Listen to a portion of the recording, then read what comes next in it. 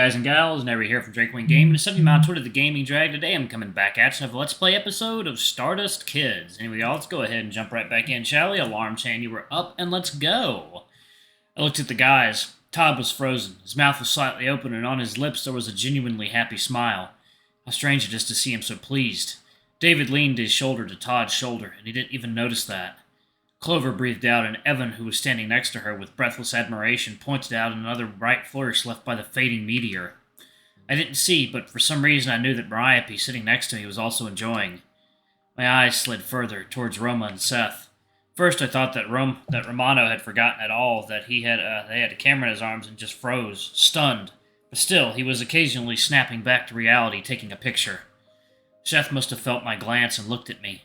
His blue eyes reflected the stars and falling lights, like a small sky right next to me. Everyone was completely absorbed by this sight. I felt this inexplicable thrill that bounded my chest as well. Something that was reaching out but had no expression. Some strange feeling of overflowing euphoria. The rampage of lights began to die down. There were fewer and fewer flashes. We followed the last bright flash with our eyes, and for some time just stayed quiet, looking upward. The shower continued, but the lines became less expressed, losing their previous beauty. Romano was the first to banish the delusion. He stood up and took a few steps back. "Whoa, that was cool! Now everyone face me, and give me a smile."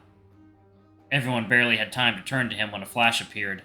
My eyes stung from such a bright light. "Roma, show me the picture! Did you take the picture of the sky? Didn't you notice anything weird? It seemed to me..." Clover pulled Romano's hand, willing to examine the pictures, and Todd timidly looked over his shoulder. Is he interested in the photos, too? Seth was teasing David, so he blushed awkwardly. Mariape laughed, covering her mouth with a fist. I didn't hear her laughing very often.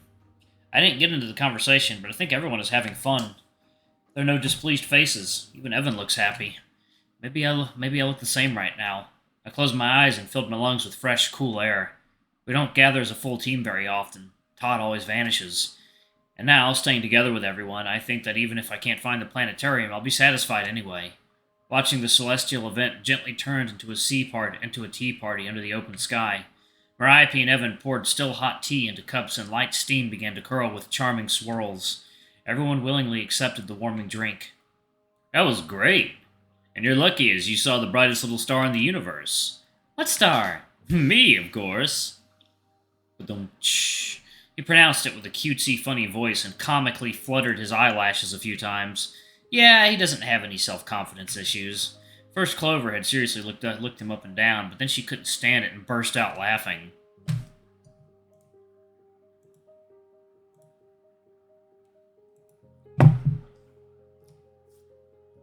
Unable to resist, Mariape and Romano laughed too, then the others joined them. Looks like this night was so special for the guys that even David's jokes seemed more funny than stupid. "Too bad it doesn't happen often. So many shining lights. It was so bright that it seems like now the sky is empty." "Our eye can see up to 5,000 stars in the whole night sky. So it's only an optical illusion. Soon you'll adjust and the stars will appear in the sky again. They won't leave you alone at night." "Not only at night." "What?" "Stars appear not only at night."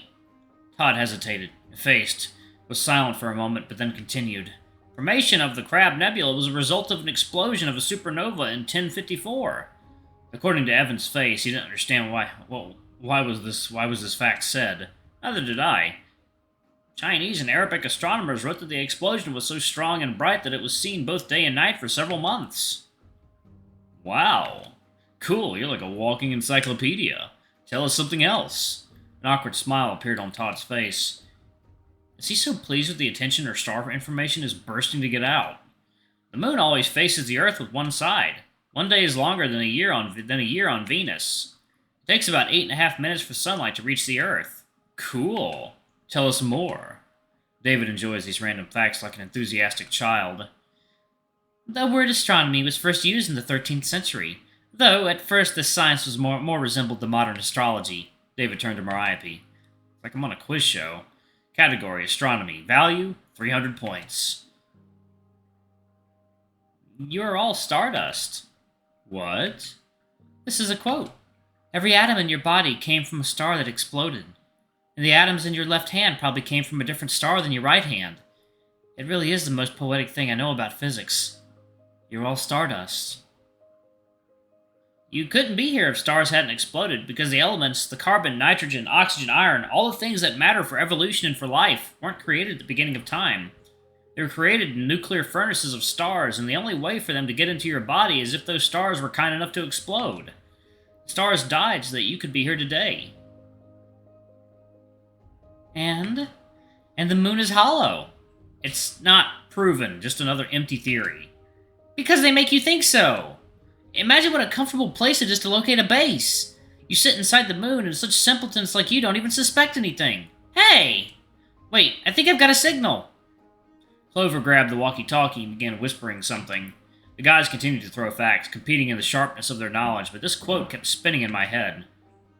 There's a particle in each of us, similar and akin to one that is in someone else. But then why are we so different?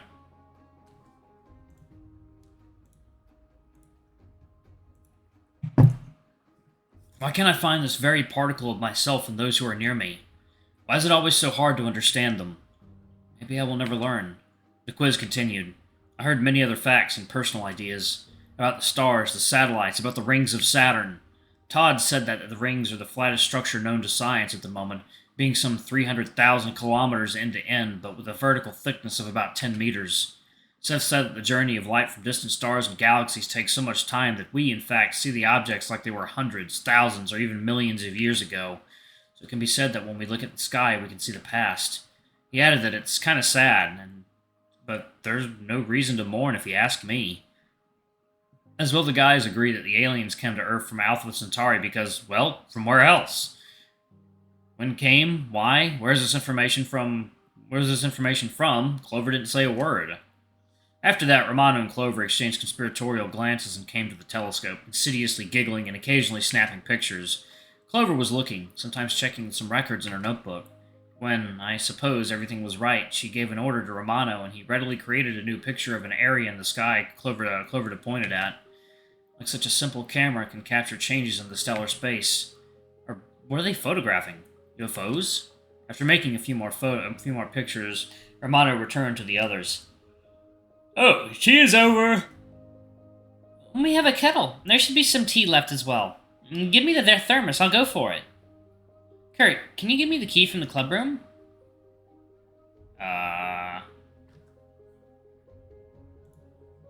Here. I gave her the keys and she went away. Clover, Roma, and David were standing a little apart and loudly talking, involuntarily involving everyone, at least as listeners. Oh, to do this, you need to tune in. Clear your mind. How to do that? Just don't think about anything. I'll try. That's hard. If I don't think about something, then I think about that I mustn't think.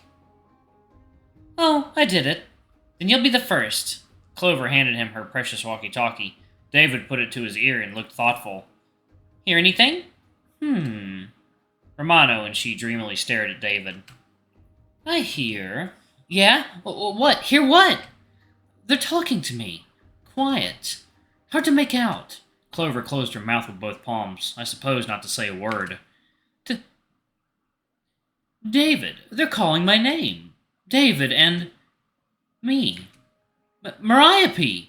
David and Mariape are David and Mariape are, a perfect couple. David and Mariape are a perfect couple. Seriously? Let me listen. She took the walkie-talkie and put it to her ear. I don't hear. Your mind is not clear enough. Try again. Maybe that's because you're taller? You hold the walkie-talkie closer to space. Clover held out her hand with the walkie-talkie and even stood on tiptoe.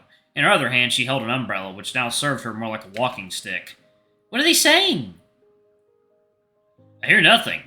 Clover stepped back and bumped into the railing. Ouch! Hey, be careful. You're on the roof. Watch your step. My walkie-talkie! I came up to an edge of the roof. The walkie-talkie was on the other side of the railing, lying pretty close to the edge. Where is it? Here it is! What should we do? Take it easy, I'll get it. How? Well, here it lies. There's a huge ledge. I'll fit. Don't do it, David! Everything's fine. I mean, he could probably grip the railing with his tail.